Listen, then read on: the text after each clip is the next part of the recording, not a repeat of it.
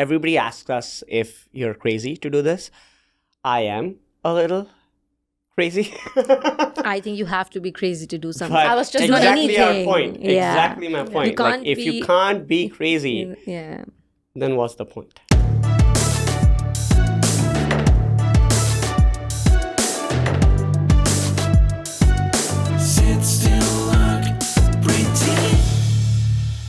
A warm welcome to Sit Still Look Pretty New York episode. This is the first episode going out in New York City. And before I start, I want to say Happy Diwali to everyone celebrating at home. And in Tamil, as always, as I do it, NYC Diwali Nanvalthukal. From New York, it kind of feels really a little bit nostalgic because I kind of miss home so much during this period. But the show has to go on. So today, we have really a very cool episode like coming up for you guys with two founders of a very cool business. But before I go into it, get them talking to you guys, I want to give like a warm introduction to the both of them. So here it goes. Meet Viraj and Varsha and Arjun Gupta, who's not here, but he's also one of the founders, the brilliant minds behind Fonty's Deli, the Deli-inspired concept that's redefining what it means to blend culture, comfort, and creativity in the heart of New York City. At Fonty's, you'll find everything from garam masala and amul cheese to inventive sandwiches like the Bombay, the tuna melt, and chicken tikka, each one adding a dash of Indian flair to New York's classic deli culture. It's a story about taking roots from home and planting them in a new city where every sandwich, every spice, and every smile tells a story of their own. So welcome to the podcast, guys. I am so happy to have you guys here. Thank you so much. Super Hi, excited guys, to be and here. happy Diwali.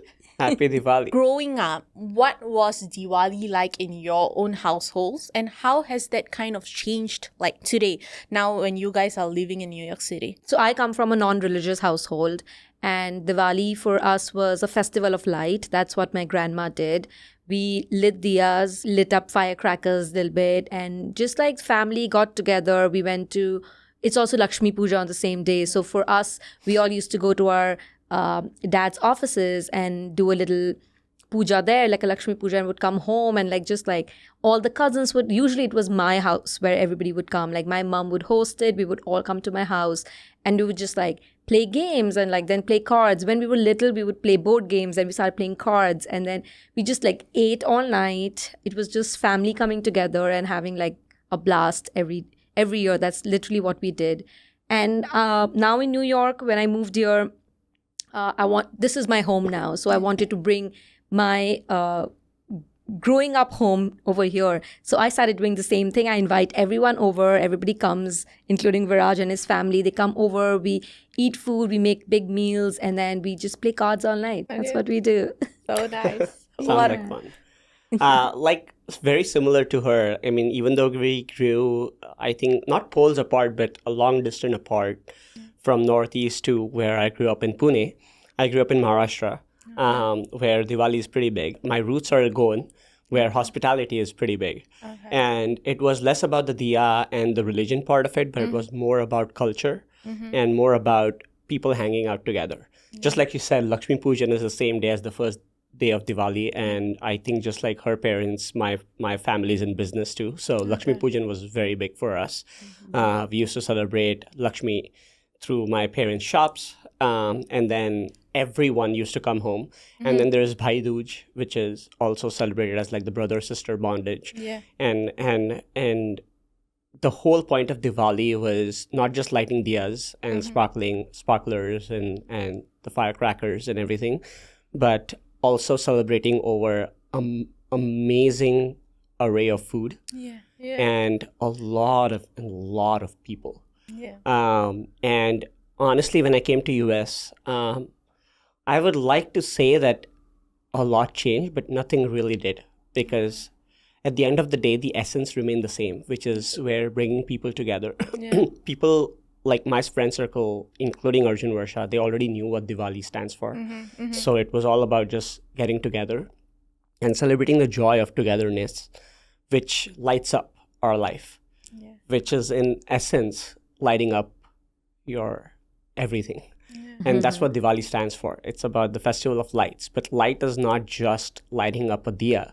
It's about lighting up your life. He's making me so emotional now. Like, I feel like the next few seconds, like, I might start crying or something because, no, but jokes aside, like, this is like my first, like, Diwali, like, away from home. So, it's what I was reflecting about, what you guys, like, brought up. Like, I'm not kidding you guys, like, a week ago, whereby I was thinking about how did I take this for granted? Being together, coming together over like a food, a meal, whereby you kind of, when you've done it for so many years, it kind of feels like, it's ritual. Like every year, everybody comes together, we have food together. And then now when you suddenly wake up one day and you realize that, wait, I'm not gonna be with my family. There's not going to be a huge platter of food. Then True. it suddenly hits you to realize that, do you actually realize how lucky you were? So Yeah. in that aspect, I wanna ask you guys, your first Diwali after you guys moved, like how was it for you? Like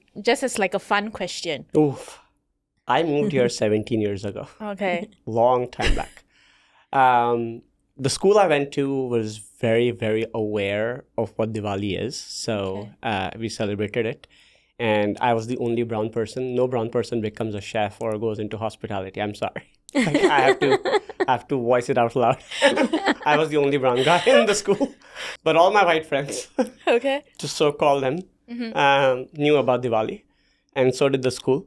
So we burst out sparklers. You know, we made some biryani, some home cooked food. There's a combination of Korean food with Indian food and everything. But at the end of the day, it was again everybody coming together and celebrating in the Great Hall at the Culinary Institute of America, which is a beautiful hall. That was my experience of Diwali. So I kind of felt extremely nostalgic because they weren't familiar faces, but at the same time I felt at home in New York. So that's why New York feels like home from day one for me. I think one thing I do appreciate about New York is the fact that they make the celebrations known. It doesn't have to be something that is like nobody knows about it, nobody talks about it kind of a thing. So that's nice. What about for yourself? When you first moved, the first Diwali, how was it? So my first Diwali was actually not in New York. It was actually in Vancouver. Okay. We were filming The Magician over there. And I was working in the costume department. And I went to work in the morning, really upset. I was like, oh my God, it's Diwali. Nobody's wishing me. Nobody even knows this is Diwali. I'm not dressed up. I was really bummed and really sad. I was missing my family. I kept calling them all day. And I was like, because I knew they were having a blast back home, like playing cards and having fun and all, family together. Oh, cards. Yeah. Yes, of course.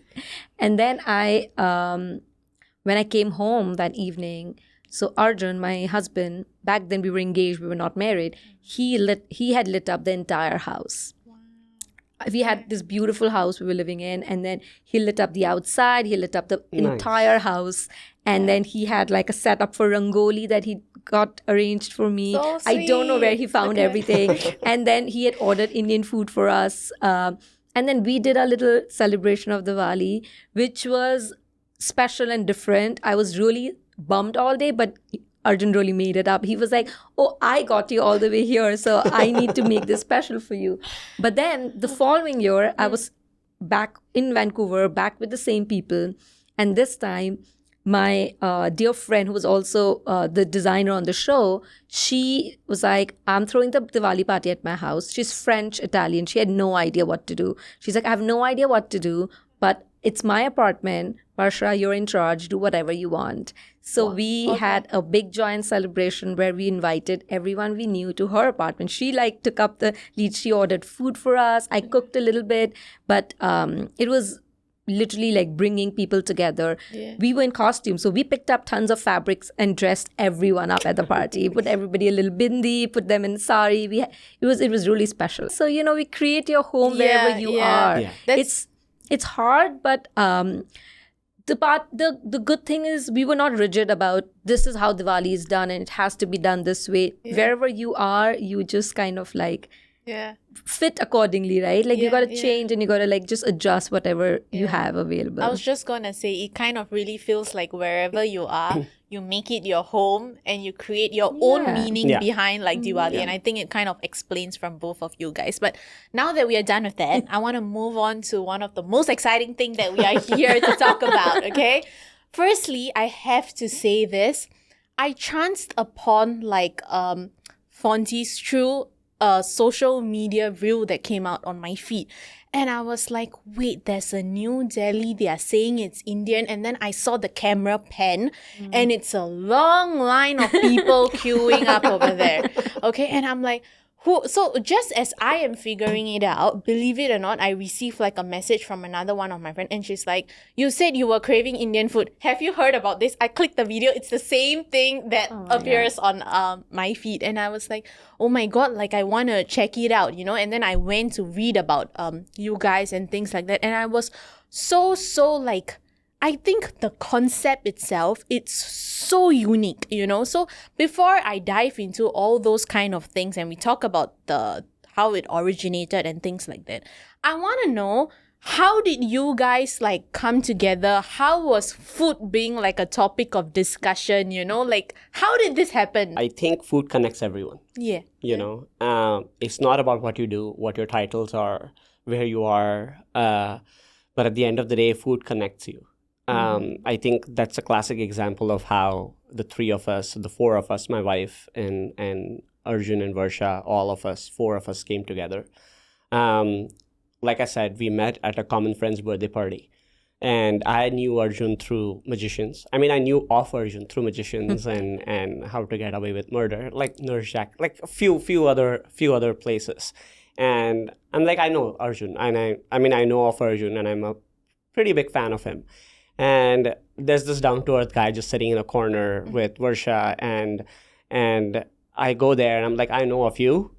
And I'm like, and Varsha is like, hi, I'm Varsha, I'm his wife. And I'm like, hey, great. And then we all just talk about the entertainment industry. We talk about food, you know, and it just clicks. And then luckily we find out that we live in the same neighborhood. Yeah, Literally I a think block we away from immediately each other. started connecting over food. I remember like Viraj and I having a conversation because I was moving towards the food industry. I had left costume and I wanted. Yeah. So I just started chatting with him because I knew he was in the food world. So we just started chatting about food and we immediately like connected, and then we invited them over for like chai and chat to our house. And then we we there was realized a we biryani live- night we're over like at a- our place. I know. And then we realized we live like went a on block for, away. Yeah. For what, like 2 years? Yeah, until yeah. one fine day we were all having a drink at Gare, which is a cocktail bar in Dumbo, and we each were in our phase of professional life that we were frustrated. Okay. And Arjun was in his, there was this acting union going on, strike going on, and Varsha was pivoting her career through being a home chef, and I was the CC of Chacha Matcha and trying to step down and call it. And Arjun was like, what are you doing? And I'm like, I have the space and I'm going to open a wine bar or something of that sort. And Arjun and Varsha were both like, we're in. No, Arjun was like, let's do it together. Okay. And I was like, what's happening, guys? We are just having drinks as friends. So why don't we I was chat just about about to it ask another that, like, day? is this like, it's like suddenly like, okay, let's open it. Like literally, no, it was like that. That day, it was literally like he said he has a space and he wants to open it. Arjun's like, I'm in, let's do it together. So what are you guys talking about? Like, wait a second. We go home and I was like, because Arjun, friendship comes first. Even my wife was like, Aditi was and like, we are such good friends. I was like, that cannot, like, let's that think can't this go down. through. What are we talking about? But Arjun was like, no, why not? Let's do it. You are in this world. Let's do it together. So we like met in the next couple of days for like a business chat, you know, and then we like, and he was like, wait, so you guys are serious? We were like, you know what? Why not? Yeah. Let's do it. And then I think exactly a year later, we opened our first spot, Fontena. So we did it. Yeah, we did it. Yeah. And a year later, not even a year, 8 months later, we opened Fonty's. Yeah. Which is another thing I want to ask before I go into Fonty's. When Fontenas happened, how did it feel from something that almost like it was just like a discussion that was going on, and then you guys met and then it opened up? Yes. Well, starting First, we Fontenas. have to start with Fontenas. Yeah, we have to start with Fontenas.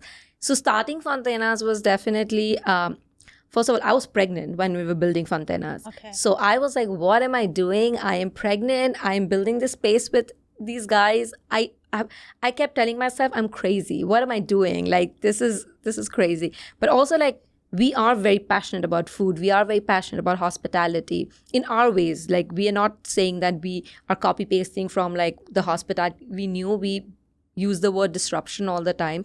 We wanted to create our own way of hospitality through food. Like, when you go to in any Indian household, I'm sure many other culture, but I can speak for Indian household, the first thing asked to you is always, what would you like to drink? Always, right? Be it water, be it your nimbu pani, be it your chai, coffee, alcohol, depend on the time of the day. But first thing is always, and then it's there, like no matter what. Like, everyone, from someone who's coming to clean your bathroom to someone who's coming to visit you, every single person gets offered a drink. So beverage was a very, very important part. And so we literally have covered, I feel, all sections of beverage that is possible, that you can possibly have in a menu. But I think it was really hard building Fontenas for me. I'm going to speak this for myself because I had never done something like this. I used to run a pop-up and home catering business. So for me, I had no idea what I was doing. I mean, if Viraj wasn't there. I'll add, I mean, it was still hard because that was my 37th project in the hospitality business. Okay. So it wasn't new for me. But the newness came from the fact that I did not want to replicate a single, just like she said, a single realm or a single principle or a single philosophy of hospitality that I have yet experienced. So the disruption began with finding the right partners, which was Arjun Varsha. And then it began with creating a space that does not look like a restaurant or a cafe or a bar. And then it went into creating a menu that does not feel like a restaurant, cafe, or a bar at the same time. So where do you, like, to me, while I knew everything was new. So I ran into a dilemma or a catch-22 where it was like, I know, but I don't. So how do I go about this? And I had just stepped down from a major career that was, let's just say, paid the bills and gave me a certain lifestyle, to creating what the vision was. And the vision was to create a lifestyle that everyone can relate to through the medium of food, through the medium of drinks, through the medium of space. The question was how. And we did it. The fact is that regardless of, like, we went through issues that, despite my 37 years of experience, like 37 concept of years, 37 concept experiences, newer experiences came, newer barriers came, newer troubles came that we all overcame through a matter of hours, regardless of the fact that we were all from completely different dimensions of the whole thing. That's what led me to take the plunge to Fonty's, because we broke even. Not only did we do successful, we broke even in 8 months. It takes about three and a half years to break even in a restaurant, cafe, or a bar in New York City. We broke even in 8 months. And the proof of that was like, okay, if we can shake up a neighborhood and create a hospitality lifestyle through one space, what would it feel like to do something with recovering from our mistakes into another space? And that's what led us to Fonty's. I am so inspired, like just hearing how, and it's also such like a proud moment from something whereby you guys started to like kind of making it work. So it's really, really so nice to see that, okay, from one thing you guys went to another. But now I want to talk a little bit about, when there's so many hits inside one kind of like a business, let's say it that way, the kind of like struggle is also like one person might want something, the other person might want something else. So it's always going to be like a debate. Of course, when there's an issue, there's three brains thinking about it. But when you want something specific, it might not be necessary that your partner in crime is also thinking the same way. So I guess a question to you guys is, how do you guys kind of manage like differences? That includes like Arjun himself. I'll take that a little bit. I think to me, I have faith and trust are two big things for me. And they're also pretty hard to come by. To me, trusting and having faith in everybody's superpowers is extremely important. Like, I live in the future and I live in visions. Varsha lives in the present and she lives in converting those into reality. And Arjun connects the dots, you know, each of us through storytelling. So each of us have our superpowers. We are not different in direction. It's same goal, different paths. At the end of the day, it's not it's different strategies that lead you to get a goal. You know, so you don't know how the ball is going to get passed. You know, you don't know how the battle is going to get turned around. All you know is that you have to win. You have to score. And that's where we come from. We have immense trust and faith in, if I may say so, in each other's superpowers. And we have learned it the hard way. We have had our own fights behind the scenes, and we'll have that doesn't mean that we agree on everything. But I think there's an essence of disagreement that should be respected and have faith onto. Yeah, if that answers your question. Yeah, From my side. it does. Well said, I actually. would like to add. So Arjun always says that in every relationship, it's very important, whatever kind of relationship it is, it's very important to ask the question, who cares about this particular thing more? Okay. Or if this thing matters to someone in the team more than the other. So for the matter, if I bring up the conversation of our name, Fontenas, we went in debate for months about so many different kind of names that we went back and forth. And I remember Viraj called and said, I think I have a name. And then he said Fontenas. I wasn't very excited about the name, and Arjun wasn't very excited about the name at first. And then he spoke so passionately about why he felt, the reason why he wanted to name the space Fontenas. He cared so deeply, and it meant so much to him. Immediately, me and Arjun were on board. We were like, yes, if you care so much, we are a team. Like, we cannot forget that we are in the same team. We're not. So even when we fight or disagree about something, we keep reminding each other, hey, but we're on the same team. So, you know, that I think is the most helpful in any partnership for that matter. Like, even as a couple, I always say that. Me and Arjun always talk about this. And as business partners, we always talk about it. And even like when we do our menus or we do like a new drink or something, we check with each other.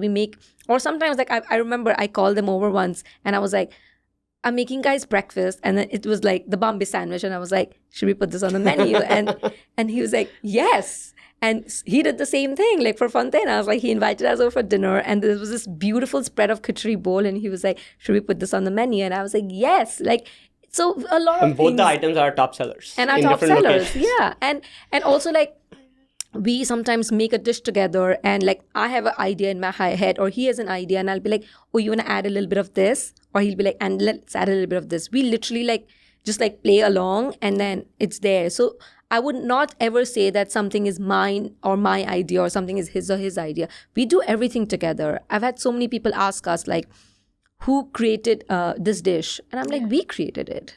Nice. Like, there is no Viraj, Arjun or Varsha who created it. We created it as a team. So we always remind ourselves that we are the same team. Yeah. I think that kind of also very nicely goes into the success of what you guys are doing, because I'm a strong believer that when you're working together and you say it's a we and not a me, I feel like half the battle is kind of won over there, because like you kind of, that shows that you guys share the problem. You guys kind of also share the happiness together when things are doing well.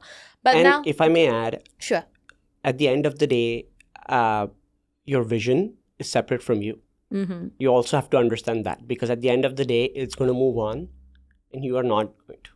You're going to stay where you are, or you're going to pass on. But the vision will move ahead, you know. So you're much, like your vision is way bigger than you are. So even when the name happened, I remember that conversation. I came so prepared. I'm like, I'm going to defend the name. I'm going to do this. But all I had to say was like, Fontenas is extremely personal. And Arjun was like, if it's personal, that's what our company is going to be. And then it became Fontenas, a fountain around which the community gathers. And then I was just going to say, you guys are teasing this too much. What is the story? A mini fountain where the community gathers, you know, like Washington Square Park, like West 4th Street, like where at the end of the day, all the parades end and you gather around the fountain. Same. It's a Latin Quarter in Goa, but that's not where the name came from. That is where the name came from, but it's not what it stands for. It stands for a little fountain where the community gathers, whether it's the plaza in Madrid or the plaza in Portugal or the Washington Square Park in New York. It's the little fountain where everyone comes together. And that's what's personal to us. And that's what we are aligned on. At the end of the day, that's the vision, which will move on beyond us. Now I have to ask, what is the inspiration behind naming it Fonty's then the next one? So Fonty's is basically a short from a Fontenas. Like, short of Fontenas, Fonty's. It was literally like, I think, a passing conversation that we had at some... I don't even remember when did we land up on this name exactly. Yeah. Okay. But it was like, oh, we should have a sandwich shop. I'll give credit to Arjun on this. Yeah, it's like, let's have a sandwich shop. Call it Fonty's. And we were like, done. That's it. Yeah. We should record a conversation. We have a lot of ideas in our pipeline. And we should record you guys are making this seem so easy. Like, we just gathered, we kind of came with this name. This is what happened. No, when Viraj was like, hey guys, I think we might have had a couple of places that looks good for Fonty's. In my head, I was like, he's not being serious. Let's go see. Yeah, but it's not serious. 3-4 years let's from see, 3-4 years. We can't open a space. We're not ready for that. 8 months, and then boom, I'm the one who was just like, oh no, we got to open this here because I fell in love with the space. Okay. I was like, listen, this is it. We got to do it. Fonty's. And then we just like started creating a character. Like, we were like, oh, Fonty is a person and it's Fonty's. It's Fonty's Deli. Like, it's this person who's a chef. And then we just started creating a story and then we made a character. Fonty's is all of us, basically. I think Fonty's is somebody who, you work your ass off, literally, regardless of who you are. Mm-hmm. You literally work your ass off. And then you go home and you either eat comfort food. It could be anything. It could be cup noodles or it could be a sandwich. To me, it was sandwich. To her, it was like khichdi bowl to each their own. Yeah. But Fonty's is a character who they worked their ass off and literally went home and cooked comfort food. To us, that was sandwich. Just 2 slices of bread. Sometimes it's an omelette. Sometimes it's just cheese. Sometimes it's just leftover food added into it. But it's a sandwich.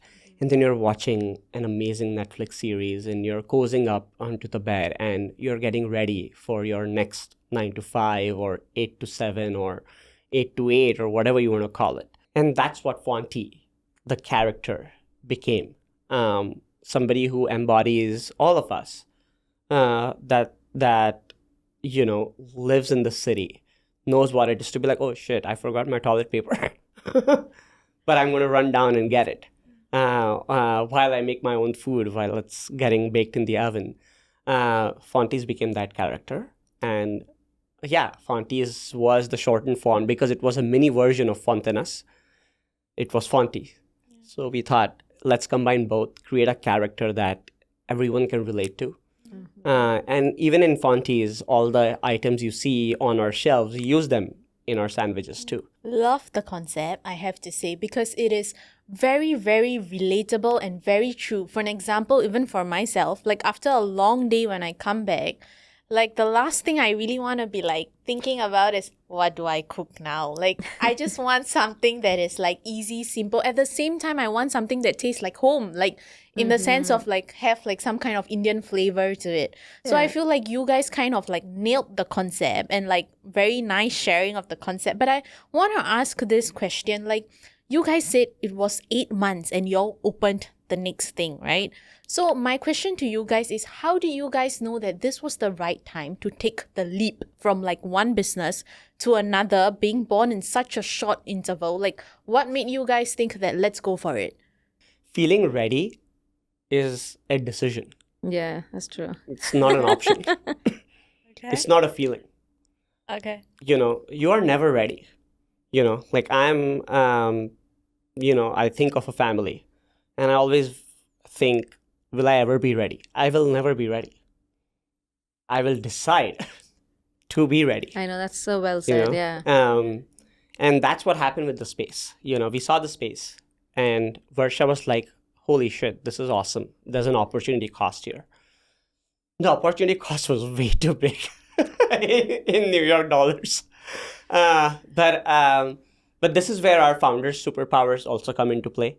I know lease negotiations, so I went hard on those. Nice. Literally hard on those. We got selected among 15 other applicants who were bidding way higher than we were. And then again, at the end of the day, it takes a village. You see the three of us, or the four of us, but it's not just the four of us or the three of us. It's a village. There's the general contractor. There's the architect. There are people who believe, our marketing team, Mishka and Nikhil, they from 24 Helps, they saw where we are going, It's the landlord himself, to trust in a 10-year lease. It takes a lot because you are giving the space to somebody who's bidding the lowest with the highest possible dream. So the calculation doesn't match. It's a disruption in its own way. So it all adds up without actually adding up. You don't know what the equal sign is going to be, like in an algorithm, but you know that there is an algorithm. Yeah. You control what the outcome of that algorithm is going to be. And that's when I think you take the leap. Personally, as an entrepreneur or somebody who loves to do this, everybody asks us if you're crazy to do this. I am a little crazy. I think you have to be crazy to do something. But I was just exactly our anything. point. Yeah. Exactly my point. Can't Like if you be- can't be crazy, Yeah. then what's the point? Yeah. So when we broke even in 8 months with Fontenas, we shook up a neighborhood that's Dumbo, which is really hard to shake up. And we saw this place in West Village that embodies every aspect that we wanted to embody. A home, a place, a niche, a marketplace, all at the same time. We thought it's time to make a move. Yeah, Take the leap. Yeah, we signed the lease, and then I remember I was like, "Oh my god, it's real! We are actually doing this." And then we're we're doing this. Let's go ahead. Obviously, it's always ups and downs. Lots like we had a little bit lesser than we had with Fontenas. I think there were much more ups and downs with Fontenas than with Fonties. We kind of knew what we were doing at this point. Okay. But yeah, I agree with Viraj. You're never ready. You have to tell yourself, "I'm ready. Let's do it." With this kind of things, especially starting your own business, whatever it is, there's this risk factor that all of us kind of play with, in the sense of there will always be, if this goes down, I need to have an option B. I'm just curious to know, some people are complete risk takers where they will be like, I don't have option B, it's option A and it's option A and I'll figure it out. With both your businesses, was there ever if this fails, there is an option B? Or was it always we'll figure this out, we'll get this going, we will rise no matter what? For me, it was new career path, and I was doing something new. And I know myself, I only do something if I really believe in it. So when we spoke about our concept, I believed in it. I was so confident about it. I didn't want to think of option B. For me, I like to manifest positivity. I'm like, no, we are successful. We're not going to be successful. We are successful. That's why she's my optimistic We are partner. going to do. He's literally the day of opening Fonty's, he was Well like, put. what if nobody comes? No, what if nobody comes? I was like, nobody comes. And then once people taste it, they're going to love, because we love what we do and we're doing something great, and then they'll come. So we might not have a line on day one, but trust me, we are going to have a line in few days because our food is fantastic and people want good food. It's as simple as that. For me, I am that person who doesn't keep option B, because option A, I put all my energy, all my confidence in option A. And I know, I'm not saying that it will, I know it's going to do well. Otherwise, I know I'm not a part of it. For me, I feel that confident if I do something. There are multiple ideas I've rejected. I'm like, there's no way, because I didn't believe in it. But if I believe in it, for me, it was like, this is it. I know it. And our partnership, the three of us, the way three of us think differently, but also so aligned with things. When we all like immediately are like, yes, yes, yes. It's like, come on, guys, we three such different people. If we agree on it, there are a million other New Yorkers that are going to agree on it. So we don't have to think about it too much. Like, that's who I am. Not Arjun and Viraj. No. We are. That's why we are very different. I am very cautiously optimistic. I'm an opportunist. I'm not a pessimist or an optimist at all. I'm a very opportunist. So I don't think of option B ever. I do think of plan B, plan C, plan D through option A. If I choose one path and there is no other path to take, but there are lanes we can immediately draw if something goes off. So I come with plan B, plan C, plan D, plan E. Should something go off? Just like she said, like, I was very afraid, like, nobody would come up. We had a plan B for that. And if still nobody comes up in 3 months, I had plan C for that. But I had no plans for lines down the block. No, that we did not have I plans. have to talk about telling you that. What was the both of your reaction? Even Arjun per se. How did you guys react when you guys like saw that long line? How has the journey been for you guys? Oh so my far? God, I still crazy. react with a surprise. I know. Every We're always weekend. like, guys, there's a line outside. Every guys, there's a weekend I go line. like, It's like, oh my God. Like, I have worked on the sandwich counter, be like, is the line done? Is the line done? We wanted it, but we didn't expect it. Yeah. We wanted a line, but literally it's not something we expected. Day one, yes, we invited people. It was different. Day one line was, we created that line, we invited our friends, we invited our family, our friends invited their friends. So we were not surprised by that, but we were surprised because it rained like crazy, but people still stood there. So that's what was surprising. That's when we felt like a community, coming and supporting you. Yeah. But on day 2, I remember it was Sunday and I was home because I have a 1-year-old, and he called saying, there's a giant line outside. I was like, why today? Yesterday was our opening, but today is a Sunday. And he goes, no, the line is like down 2 blocks. Like, what do we do? And I was like, oh my God. So, and we still thought it was going to be a spillover from the day before. Like, we were like, oh, because of the rain, some people didn't come. So maybe they came today. But the line never stopped. It's continued. Weekend like, after weekend, we get the same line. Yeah. And don't get us wrong, we get the bad reviews, we get the hate. I mean, standing in the line for like 2 hours, if we run out, because we, especially in our week 2, till week 2, like, we couldn't keep up with the production. We were still new. We're still like teaching our staff, and we still like trying to ramp up, because also we don't want waste, right? So we didn't expect. So we've had people get upset that I've been standing for 2 hours, but you're out of this. And we were like, we didn't expect this. Like, we're so Not sorry. much you can Like, do. what can we Some do? people are like, oh, you could have served us. And I'm like, with what? I have no bread. We no literally, potatoes. we had a day, we ran out of like the meats, the chicken, bread, vegetables, butter. Like, literally, I ran out. I was like, we don't have green chutney anymore. Like, literally ran out of everything. It was like 8 o'clock at night. Yeah, like, I went around the block and I'm like, please don't stand in line. Yeah, and they were like, like, we you could don't have have- only accommodated us. We caught an Uber. I'm like, we don't how? have anything to serve It's you. like- But yeah, sometimes plan A works, but we were not ready for the actual plan. Yeah. I feel like this is also sometimes like the very unfair kind of a thing, in the sense of like, when it's successful, people have things to say. When it's not successful, Oh. there's Of course, people It will comes always with say. that. It I comes have with this it. thing I always say. There's a song in Bollywood's old song, "Kuch to log kahenge, log ka kaam hai kehna." Like that, literally. Oh, nice. Yeah, it's a beautiful song, and it literally, they will say something no matter what, right? So you might as well just do what you're doing, believe in what you do, and you keep doing it, because you are gonna get reviews, bad, good, mediocre, whatever, no matter what. Yeah.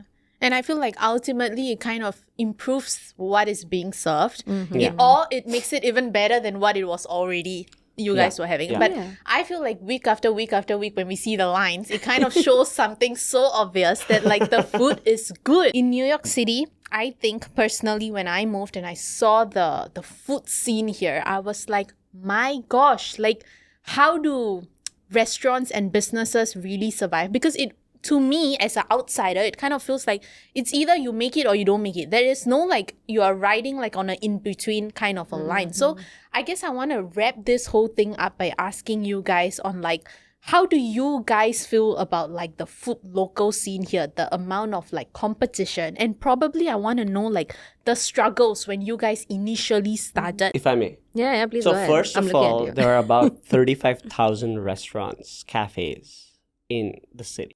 I think the not ratio more. is like you eat every single day. Meal. There's how many years? It was like some years. I Yeah. can't remember the number, but it's like if you 40 eat or something- each something. meal of your day at a different restaurant in New York or food establishment, including trucks, I think in New York, it's 38 years or something like that of 30 your or life. 40 years that you spend. Like if you have 3 meals a Eat day or 4 3 meals meals a different day. every place. every day. God. Okay. And the failure rate is around 68 to 72% Oh my god. in the city. Okay. You don't want to fall in those statistics at all. Two, I personally don't think there is a competition. Like when I talk about disruption or when we talk about disruption, and I'll speak for myself, I don't look to anyone as a competition. I do look up to people as inspiration. They're our inspiration. There are many sandwich shops out there who I look up to. There are many restaurants out there that I really look up to, from Dhamaka to Sema to like Rowdy Rooster. They are normalizing India. They are contributing to our goal. Then there are fast casuals like Inde. You have coffee shops like Blue Bottle to 787. You have plenty of places to go to. And you don't like something, like even at Fontenas, right? Like it takes about 3 to 4 minutes we serve the best coffee with the best machine. We were the first to get the best digital Mavam and burr machine, all of New York City. I'm very proud to say that. Nice. And we get our coffee from Chikmagalur. It's a fantastic coffee, but it's going to take you 3 minutes to get coffee. From J Street, you have 7 other coffee shops that will get you coffee in 45 seconds. Okay, that's not us. Now, if you don't have that time, you are absolutely free to go anywhere else. That's not saying that we don't want the business. That's just saying you have options. We don't want to compete with anyone. We want to get inspired and do our own thing. We want to build our own highway, and I think that's where success is, and that's what we are here for. So Yeah, and I think it's a big city, it's a big ecosystem, and there's place for everyone. Everybody is doing something different from the other, and I think we all exist because of each other. So, like any other chai spots open, people are always like, "Oh my God, there's a chai spot open. Are you guys like, how do you guys feel about it?" I was like, "Great. There are a million coffee shops in one neighborhood. Why can't there be 5 chai spots in one big city? I want there to be hundreds of chai spots. I want chai to be as common as people drink coffee. Like, I want chai to be every single lane in New York City should have chai so that chai becomes big. I don't care if it's Fontenas or any other chai company. I just want chai to be out there. If coffee can exist, like I just walked from the station till here and I literally was like, oh my God, I have coffee options or chai as in like tea options or coffee options, like 2 per block. Why can't we have chai option 1 in a neighborhood at least? And same with Indian food, right? Like you want to reach a point where Indian food is normalized as regular food. Yeah. You're like, when you go to eat a Kazunori hand roll, you are not going to go and say, I'm going to eat Japanese food. You're just going to go say, I'm going to eat a hand roll at Kazunori. What happens to our temple food bowl? That's where Indian food came. India came. Like, temple food bowl is something that can be accessible to you in Nomad, in Soho, in Bryant Park, anywhere. Same with us. Our sandwiches are accessible. You're coming in and you're ordering a sandwich. You're not ordering an Indian sandwich of some particular... you don't go and say that I'm going for Indian food. You're just saying I'm going for a sandwich. Yeah. When you come to Fontenas, you order a lunch bowl. Now that it happens to be khichdi, is just our thing. You want to order a breakfast burrito, it just so happens to be a katirito or a katiro is our thingy. But that's the idea of being in an ecosystem. Danny Meyer used to say, like, if I ever open a restaurant, I would open in a valley of amazing restaurants. You don't want to isolate yourself. You want to open in an ecosystem that already exists, and do good and thrive.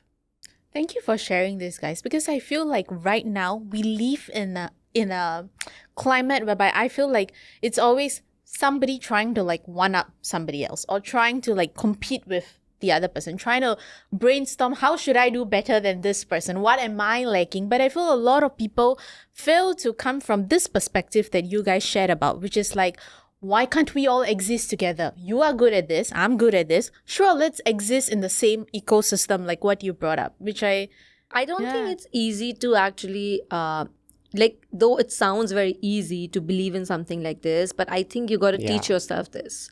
It's not something that comes to human. We are hardwired to compete. Yeah, that's what we do as humans. Like, I guess not just humans, even I watch that with animals or like with anyone for that matter. But we are hardwired to compete, and it's what comes to us naturally. But I think you have to train yourself that, we are all in this together. And it's something I guess we all worked on it to reach there.